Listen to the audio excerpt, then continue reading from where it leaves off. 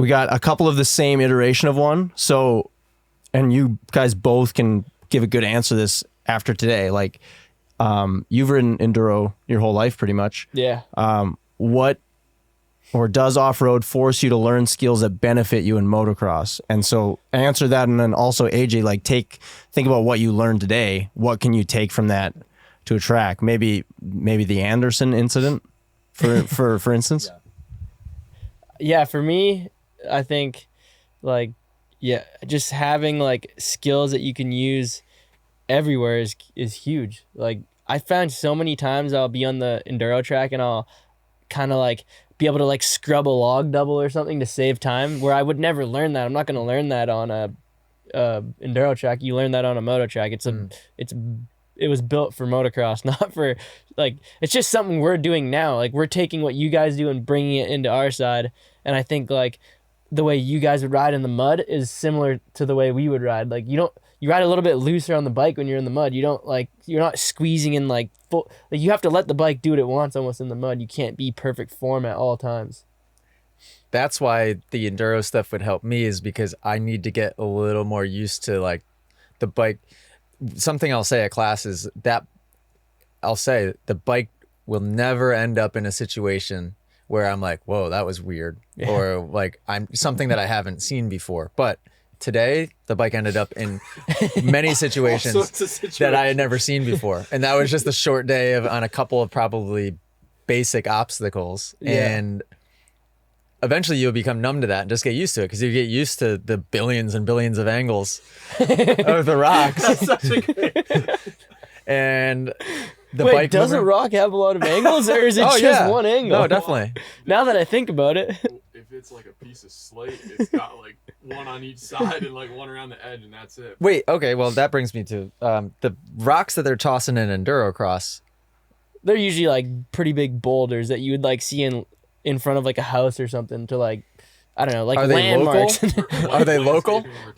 Retaining wall rocks or whatever? Yeah, they're usually local to where you're from too. Okay. So the rocks that we different types of rocks? Yeah, different types of rocks, and I don't know. There's even different types of wood, different types of logs, like the way the logs are changes. See, different types of tires.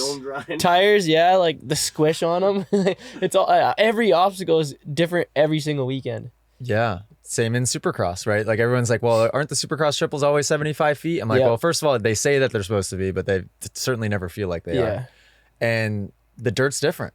The dirt's different. Every time you go to different moisture in the dirt. Like there's just. Do you have water features? We used to have a water feature, but sometimes it's the same as Supercross because it's in an arena. Sometimes the moisture will come out through the main event as the lines break in. The moisture just comes like from the floor. So, me and Spencer both native Southern Alberta boys, and I've personally rode the rock garden at Wild Rose when they had like that is a water feature there. Yeah, like they'll run water through the rock garden, and that's when you separate everything. It's nuts. It's a different like even today. You think there's angles before you wet those angles? Do they do that ever in endurocross? Yeah, they toss some water on the rocks. Oh my god. Oh. Hey guys, before you get back to this video, friendly reminder, subscribe to the Moto Academy app. If you guys want direct access to myself, you can send me riding footage where I send back one-on-one feedback it's basically a one-on-one lesson inside the Moto Academy app. We have 300 plus hours of content that you can't find anywhere else. Go check it out, club.themotoacademy.com. Subscribe today. Back to the video.